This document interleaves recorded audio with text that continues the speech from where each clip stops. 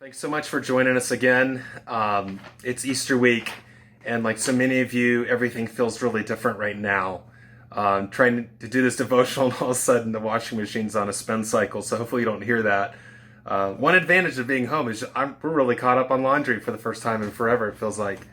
But I hope you're doing well. I wanted to put out another devotional. It's been a couple weeks, and I think the feedback we've gotten from so many of you is as different as this is. It's been helpful just to have something, and you can watch it at your leisure.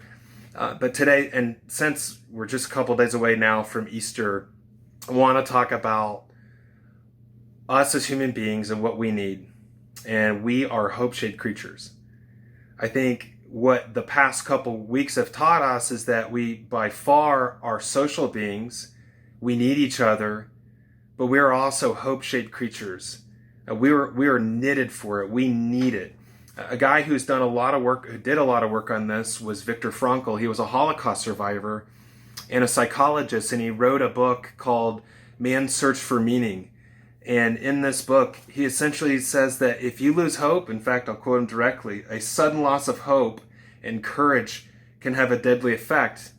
And of course, and I think we'll see this on Sunday, courage comes from hope. Not the other way around. Hope fuels so much for us. This is why I love Shawshank Redemption so much, and why I think it's such a powerful film. It's because ultimately, this is a film that is a narrative story that's about hope. I mean, that's really what it's about. You've got two characters, Red, the cynic, who's been in prison his whole life and warns Andy about the danger of hope. He says it's a dangerous thing. You might as well just settle into life and get used to the walls here, become institutionalized. And then, it's Andy who never loses hope. He takes hope with him into the darkest places, into solitary confinement. He can still hear the music. He can still see the beautiful places in his mind that he still wants to go to and that he still plans to go to. And so it's beautiful. That's why I love the film, because at the end, it's Red reading Andy's letter, and one of the things he says, remember, Red, hope is a good thing, perhaps the greatest of all things, and no good thing ever dies. And the film ends with the cynic Red saying, I hope. These are the final words of the film. We're told in the book of Hebrews that hope serves for us as an anchor for our soul. When you take away that anchor, we lose so much in our life. We are created to have hope and to endure it, and we become untethered and unglued. And especially in times like this, it's so important to have hope, and that hope not being just a normal reset to circumstances that we were used to prior to that. It's such a powerful thing that, consider this, that in Paul's famous love chapter in 1 Corinthians 13, at the end he says, these three remain: faith, hope, and love. And he says the greatest of all these is love, but that hope endures even into eternity. I mean, that says something so significant for the human heart, that this is something we never lose.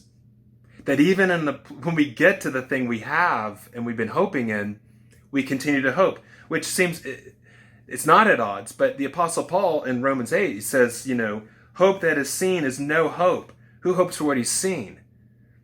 But I think a lot of us mistake that and think that if we saw it, we'd stop hoping.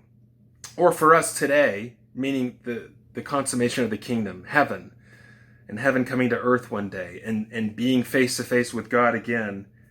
He's not saying, when he says hope that is seen is no hope at all, he's not saying, then don't imagine, don't dream, don't look for cues in this world for what's to come.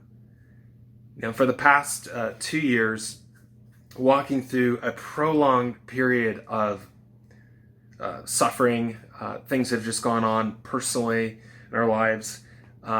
It has drawn this out in a way I never had before, that I'm shy to talk about a lot of times, just how much I dream of the world to come and why I think that's so important.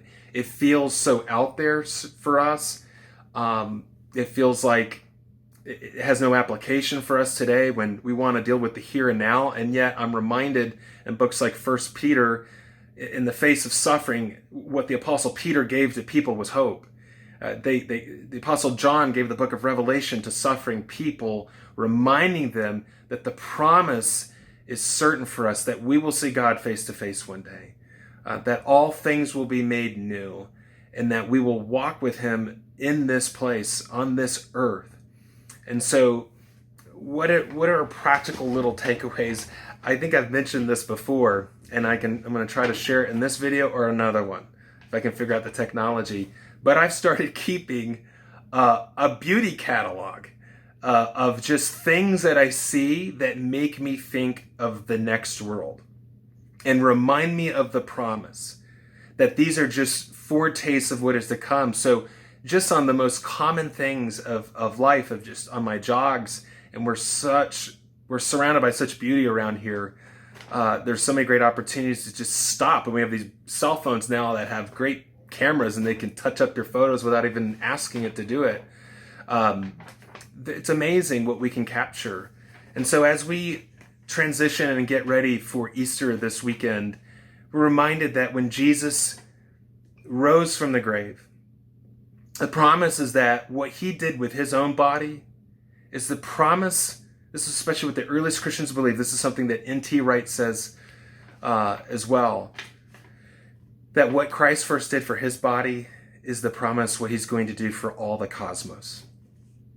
That all that we love will be restored to us one day, and our loves will be reordered. So looking forward to seeing you the best that we can on Sunday. We'll still be live.